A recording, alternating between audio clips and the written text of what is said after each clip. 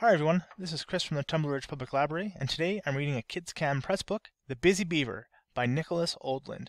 And I'm reading this from Libraries to Go, and this book has something special about it. It has a start narration button. So if you sign this book out from Library to Go, you can click the start narration button and it'll read it out for you. There once was a beaver who was so busy that he didn't always think things through. This beaver's carelessness was becoming a problem. His dams leaked, and he always made a mess of the forest. He left trees half chewed, and worse, he felled more than he needed. Perhaps worst of all, the beaver went about his work with so little thought that a tree landed right on top of Bear. And once he even chewed a moose's leg thinking it was a tree. The beaver was just that careless. It was only a matter of time before something went terribly wrong.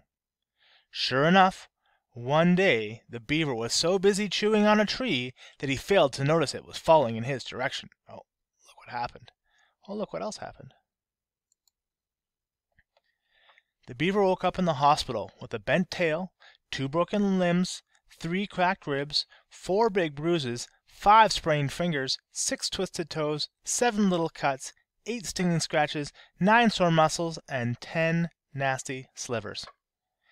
He had spent his entire life chewing, swimming, and building. He had never sat still for a second. Now he could barely even scratch his nose.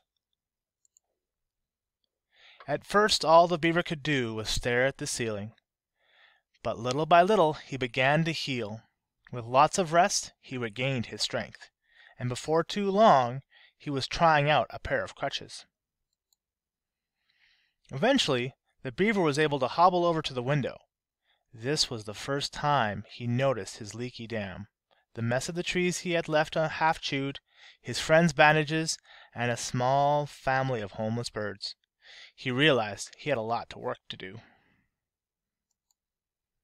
The next day, the beaver embarked on a rigorous rehabilitation program. He got back on his feet, did lots of yoga, and lifted weights. While he was at it, the beaver caught up on some important reading and practiced saying, "I'm sorry." Soon enough, he was ready to go home. The beaver's friends were a little worried about his return to the forest, but despite his concerns, the beaver went straight to work. "Run for your lives!" Hi, guys. Before the beaver started his project, he did a full tree inspection, checked to see if there were any animals in harm's way, and carried a frightened caterpillar to safety.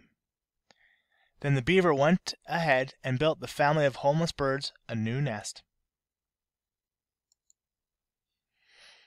Next, the beaver apologized to his friends for being careless and causing so much damage. "Sorry, guys."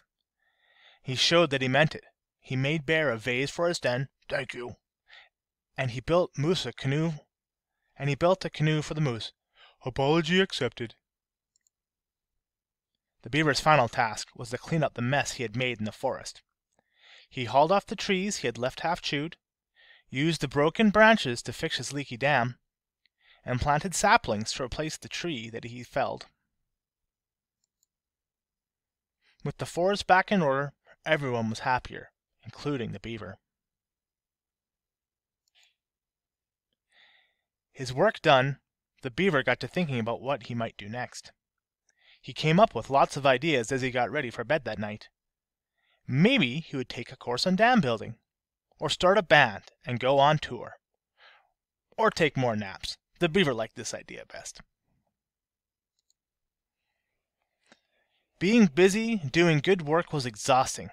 With a yawn, the beaver laid his head down on a soft bed of leaves and fell right to sleep. And all that was left for the beaver to do was dream. The end. Thanks, everyone. I hope you enjoyed this story.